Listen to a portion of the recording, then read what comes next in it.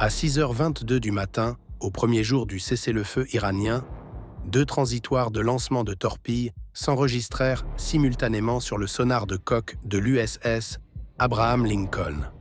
Un depuis la proue, un depuis la poupe, 800 mètres, les deux déjà en course, 63 secondes. L'Abraham Lincoln était en état d'alerte de combat depuis 38 jours consécutifs. 38 jours d'engagement de missiles et d'essaims de drones et d'attaques de torpilles et du genre de tempo opérationnel soutenu qui s'accumule dans l'équipage comme un poids physique, chaque jour légèrement plus lourd que le précédent. Le cessez-le-feu avait été annoncé la veille au soir. À 3 heures du matin, la veille sonar avait été réduite au minimum. À 5 heures, l'équipage qui avait fonctionné à l'adrénaline pendant 38 jours avait enfin commencé à se reposer. Quelqu'un savait exactement quand ce repos arriverait. Quelqu'un attendait sous l'Abraham Lincoln depuis 6 jours. Pour comprendre ce qui fut tiré sur l'Abraham Lincoln ce matin-là, vous devez comprendre une chose sur les armes qui couraient maintenant vers la coque. Ce ne sont pas des missiles. Ils ne peuvent pas être brouillés. Ils ne peuvent être interceptés par aucun système à bord du navire. Ils se déplacent dans l'eau à 50 nœuds. Et le seul moyen de leur survivre est de ne pas se trouver là où ils vont. Et les 2 torpilles qui couraient maintenant depuis des directions opposées avaient été spécifiquement conçues pour que ne pas se trouver là où elles allaient soit impossible. Une torpille depuis la proue, une depuis la poupe, tirée simultanément depuis un sous-marin positionné directement sous la quille du porte-avions à 800 mètres. Pas derrière le porte-avions, pas à son côté, directement dessous. À la seule position qui rend la géométrie de l'attaque fonctionnelle et qui rend la poursuite du sous-marin par hélicoptère impossible aussi longtemps que le sous-marin y reste. Chaque manœuvre d'évitement qui éloigne la coque de la torpille de proue la pousse vers la torpille de poupe. Chaque virage qui évite la torpille de poupe positionne la torpille de proue pour un meilleur angle. Le rayon de giration du porte-avions et sa vitesse maximale avaient été observés pendant 38 jours depuis directement sous la quille. La géométrie de tir avait été calculée spécifiquement autour des 2. Il n'y avait aucun virage. Il n'y avait aucune combinaison de vitesse et de cap. Il n'y avait aucune séquence de manœuvre dans aucune doctrine jamais écrite qui résolve les 2 torpilles simultanément. Un piège géométrique construit autour du navire spécifique qui tentait d'y échapper. L'Iran avait passé 38 jours à tirer des missiles par le dessus. La Russie avait attendu 38 jours et tiré 2 torpilles par le dessous.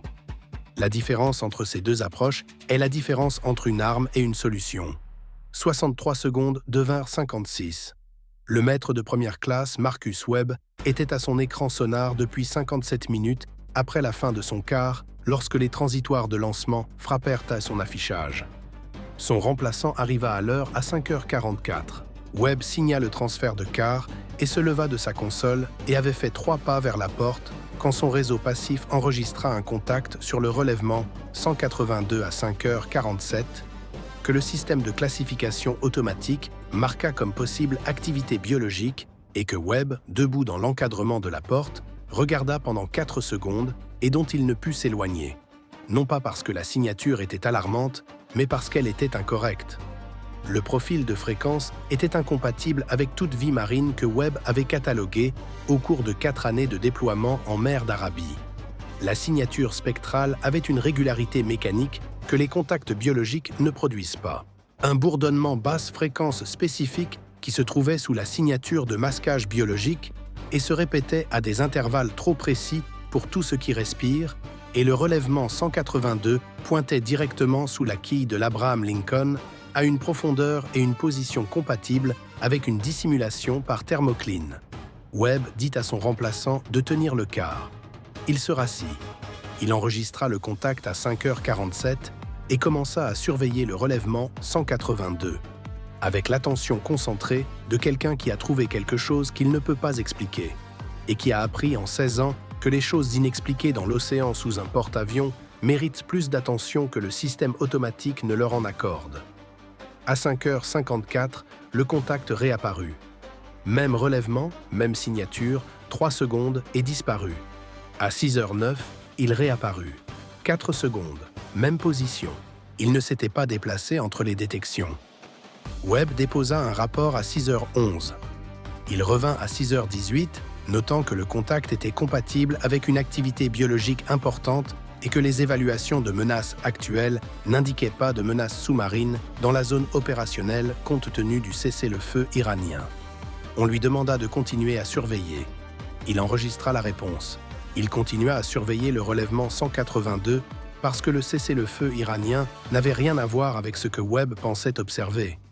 Et parce que les contacts biologiques ne restent pas stationnaires pendant 22 minutes, à la même position sur le même relèvement, directement sous la quille d'un porte-avions. À 6h22, le relèvement 182 transmit 2 transitoires de lancement simultanés et cessa d'être une question. 56 secondes devinrent 48. L'Abraham Lincoln déploya immédiatement des contre-mesures. Des leurres acoustiques depuis la poupe conçues pour séduire les torpilles entrantes loin de la coque en imitant la signature acoustique du porte-avions. La procédure avait été répétée des centaines de fois. L'équipage l'exécuta en moins de 4 secondes contre ces torpilles. Les leurres étaient là complètement et immédiatement sans pertinence. Les 2 torpilles étaient guidées par fil, un fil de cuivre reliant physiquement chacune d'elles au sous-marin sous la quille, transmettant des corrections de position en temps réel depuis la console de guidage du sous-marin vers les surfaces de contrôle de la torpille tout au long de la course. Le sous-marin pouvait observer chaque mouvement du porte-avions sur ses propres capteurs passifs et transmettre des coordonnées de ciblage mises à jour sur les 2 fils en fractions de seconde. Les leurres acoustiques généraient des signatures que les torpilles n'étaient pas conçues pour suivre. Elles suivaient des coordonnées continuellement mises à jour par un sous-marin qui pouvait voir simultanément le porte-avions et les leurres et connaissait la différence. Les leurres touchèrent l'eau. Les torpilles continuèrent leur approche sans déviation. 48 secondes devinrent 39. L'Abraham Lincoln passa à la vitesse maximale et vira brusquement à bâbord à 6h22. 100 000 tonnes de porte-avions à propulsion nucléaire poussant chaque arbre de propulsion disponible, tentant de générer un déplacement latéral suffisant dans le temps restant pour éloigner la coque de la géométrie d'interception projetée de la torpille de proue. La torpille de proue reçut une correction de cap du sous-marin en 1,3 secondes après le virage et suivit. La torpille de poupe approchant depuis la direction opposée reçut sa propre correction simultanément. Le virage brusque à bâbord, qui éloigna la coque de 20 mètres du point d'interception précédent de la torpille de proue, la rapprocha de 18 mètres de la trajectoire de la torpille de poupe, le piège se resserrant exactement comme les officiers de ciblage russes l'avaient calculé. 39 secondes devinrent 31.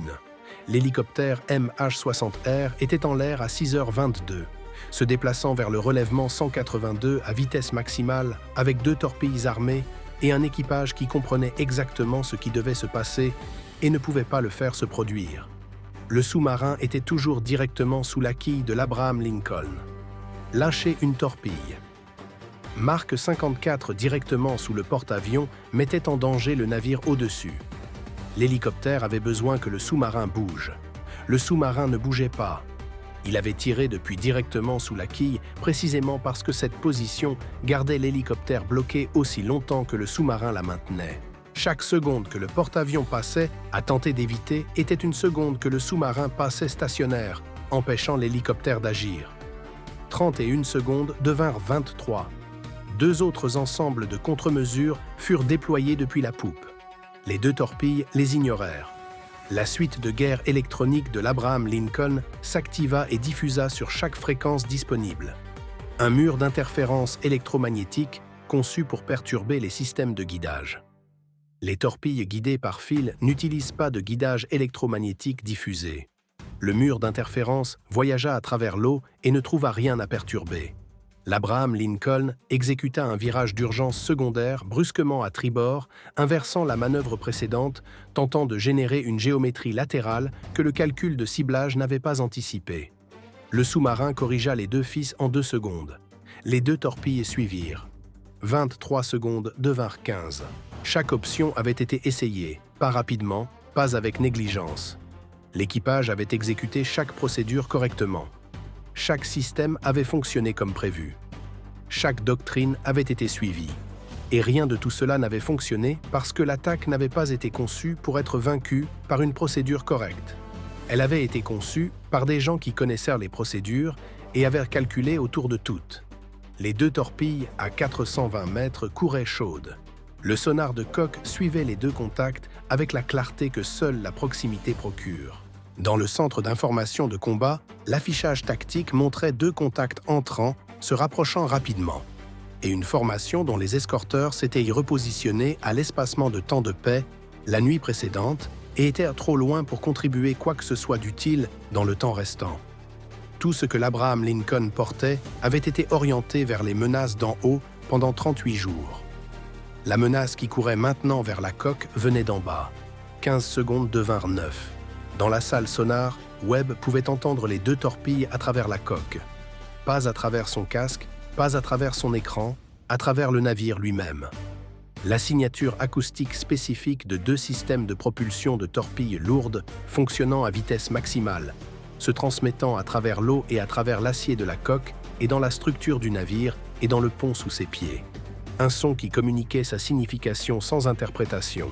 Dans les salles des machines, dans les quartiers d'hébergement, sur les coursives et dans la salle à manger, dans l'infirmerie et dans chaque compartiment d'un navire transportant 4500 personnes, le même son à travers la coque, à travers l'acier, un son que chaque marin de l'Abraham Lincoln avait entraîné à reconnaître et avait espéré ne jamais entendre en dehors d'un exercice. Le contre-amiral Carver saisit le circuit général. « Tout le monde, préparez-vous à l'impact. » Webb entendit les mots et ne quitta pas sa console. Ne se redressa pas, ne leva pas les yeux de son écran, parce qu'il construisait quelque chose depuis 6h22 et 8 secondes, depuis le moment où les transitoires de lancement étaient apparus. Et il comprit au même instant ce qu'avait été le relèvement 182 pendant les 35 dernières minutes. Pas une solution de brouillage, pas une contre-mesure, quelque chose qui existait dans un seul paragraphe d'un document de renseignement technique classifié sur les systèmes de torpilles lourdes russes qu'il avait lu 3 ans auparavant lors d'un séminaire de développement professionnel et qu'il avait classé dans la partie de sa mémoire réservée aux choses qu'il espérait ne jamais avoir besoin mais qu'il ne pouvait pas se permettre d'oublier. Le fil de guidage en cuivre reliant chaque torpille au sous-marin transmet sur une fréquence électromagnétique spécifique. Pas une fréquence radio, pas un signal diffusé. Une impulsion électromagnétique basse fréquence qui voyage à travers le conducteur en cuivre lui-même, portant des corrections de ciblage depuis la console de guidage du sous-marin vers les surfaces de contrôle de la torpille pendant toute la course. Le fil est isolé contre la plupart des formes d'interférence électromagnétique externe. L'équipement de brouillage standard ne peut pas le corrompre parce que la voie du signal est physique, pas diffusée, et le brouillage diffusé ne peut pas atteindre l'intérieur d'un conducteur en cuivre. Mais il n'est pas isolé contre une impulsion électromagnétique haute puissance focalisée générée à la fréquence exacte que le fil utilise pour transporter ses signaux de guidage. Une impulsion précisément accordée à cette fréquence spécifique, transmise vers le bas dans la colonne d'eau à courte portée, crée suffisamment de perturbations électromagnétiques dans le conducteur en cuivre pour corrompre le signal de guidage pendant 2 à 3 secondes. Pas de façon permanente, juste assez longtemps pour que les deux torpilles s'engagent sur les dernières coordonnées de trajectoire reçues avant que la corruption ne se dissipe. Assez longtemps pour que le porte-avions ne soit plus à ces coordonnées. Webb calculait depuis 6h22 et 8 secondes quelle position la coque devrait occuper au moment exact où il transmettrait pour maximiser l'écart entre la coque et les trajectoires engagées des deux torpilles. Les virages d'urgence exécutés au cours des 51 secondes précédentes avaient déplacé la coque à travers une séquence de positions. La réversion brusque actuelle à tribord combinée à la vitesse du porte-avions et au temps écoulé depuis les dernières corrections de fil de guidage que les deux torpilles avaient reçues plaçait la coque à environ 160 mètres de la dernière trajectoire engagée de la torpille de proue et à environ 140 mètres de la dernière trajectoire engagée de la torpille de poupe s'il transmettait au bon moment. Le bon moment était maintenant. 9 secondes devinrent 8. Webb transmit l'impulsion électromagnétique à 6h22 50 et 1 seconde à la fréquence exacte tirée de ce seul paragraphe vieux de 3 ans. Les deux fils de guidage se corrompirent simultanément. Les deux torpilles s'engagèrent sur leurs dernières coordonnées reçues au même instant. La torpille de proue se verrouilla sur la position et le cap que l'Abraham Lincoln occupait pendant le virage à bâbord 7 secondes plus tôt. La torpille de poupe se verrouilla sur la position et le cap de la réversion à tribord secondaire 5 secondes avant l'impulsion. Le porte-avions n'était à aucune de ces positions.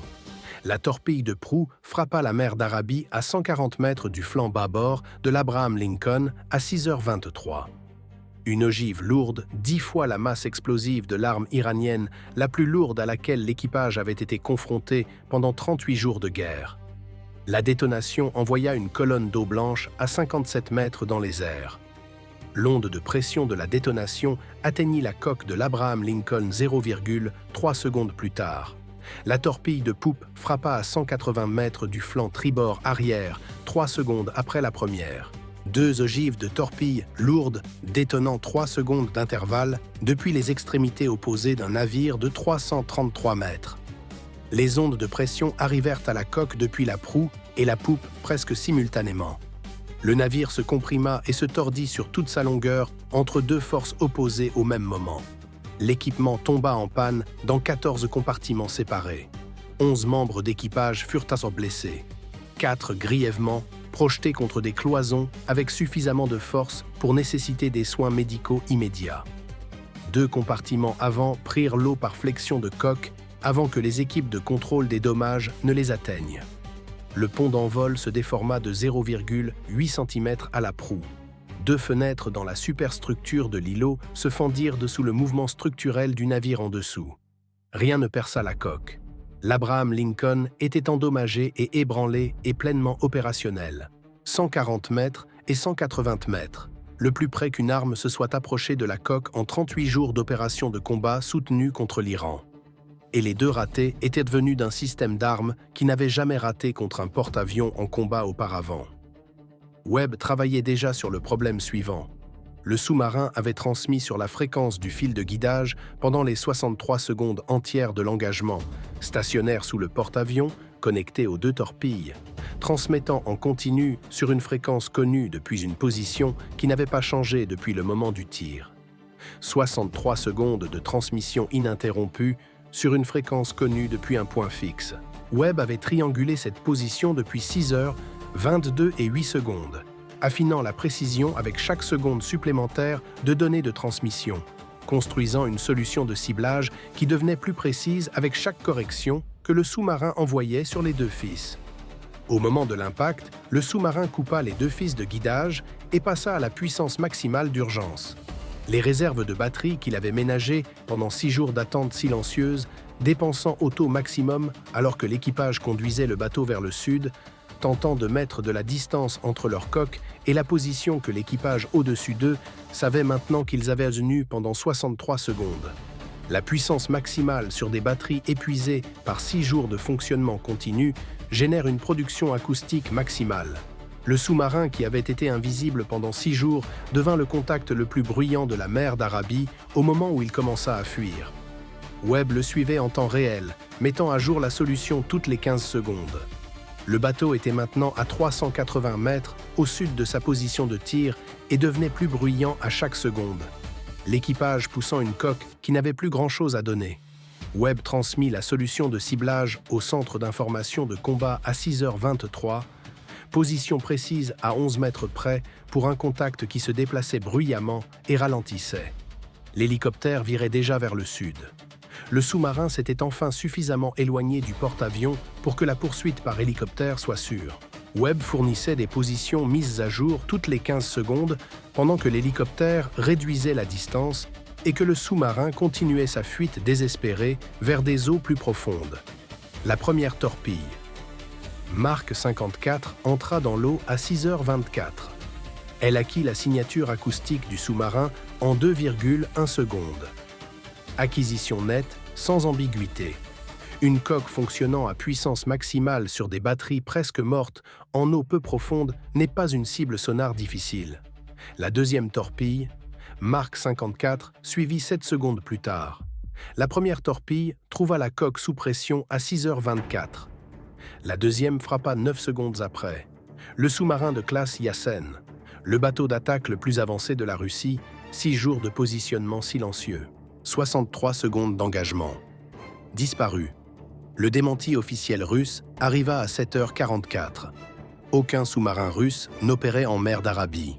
Aucun actif naval russe n'avait été impliqué dans aucun incident près de l'USS Abraham Lincoln. La déclaration était précise et catégorique. Elle dura 4 heures et 11 minutes. 3 sociétés distinctes d'imagerie satellitaire commerciale publièrent des photographies du champ de débris avant midi avec des coordonnées le plaçant à 390 mètres au sud de la dernière position enregistrée de l'Abraham Lincoln, et les débris étaient étendus, identifiables, le genre de débris qui ne provient pas d'une activité biologique. Une deuxième déclaration russe suivit. Un commandant non autorisé agissant sans ordre. Moscou exprima ses regrets pour toute perte de vie et réaffirma son engagement à éviter l'escalade avec les forces américaines. L'équipage de l'Abraham Lincoln lut la déclaration à 11 heures, pendant que les équipes de contrôle des dommages travaillaient encore dans les compartiments avant. Personne n'y crut. Chaque actif naval russe, opérant à portée de frappe possible de tout porte-avions américain dans n'importe quel océan, fut placé sous surveillance active par les forces anti-sous-marines américaines et alliées dans les 3 heures suivant l'attaque. La fréquence du fil de guidage que Webb avait identifié, le profil acoustique complet du sous-marin de classe Yasen pendant son approche, son engagement de 63 secondes et sa dernière fuite désespérée, la signature de dissimulation par thermocline d'une coque qui était restée immobile directement sous un porte-avions pendant 6 jours. Tout cela fut transmis à chaque marine alliée opérant n'importe où dans le monde avant 8 heures ce matin-là. La Russie avait construit l'attaque sur 6 jours d'observation et 38 jours d'études du combat de l'Abraham Lincoln contre l'Iran. Elle avait tiré au moment exact où l'équipage était le plus vulnérable. Elle avait utilisé un système d'armes spécifiquement conçu pour que chaque défense conventionnelle aggrave la géométrie. Elle s'était positionnée avec une précision qui rendait la poursuite par hélicoptère impossible jusqu'à ce que les torpilles soient déjà en course. Cela échoua de 140 mètres parce qu'un maître de première classe resta à son écran sonar 57 minutes après la fin de son quart et se souvint d'un seul paragraphe d'un document qu'il avait lu 3 ans auparavant et rangé dans la partie de sa mémoire réservée aux choses qu'il espérait ne jamais avoir besoin. La Russie avait testé la fenêtre que le cessez-le-feu avait créée. La fenêtre dura 38 minutes depuis le moment où la veille sonar passa au minimum à 3 heures du matin jusqu'au moment où Webb resta à sa console après la fin de son quart à 5h44. Webb la ferma à 6h23. La réponse de l'Amérique fut impitoyable. Le sous-marin a disparu. La signature acoustique qui le rendait invisible pendant 6 jours est maintenant connue de chaque opérateur sonar allié dans chaque océan. Chaque commandant naval russe qui croyait que le cessez-le-feu avait créé une fenêtre de vulnérabilité dans les défenses de l'Abraham Lincoln comprend maintenant une chose qu'il ne comprenait pas avant.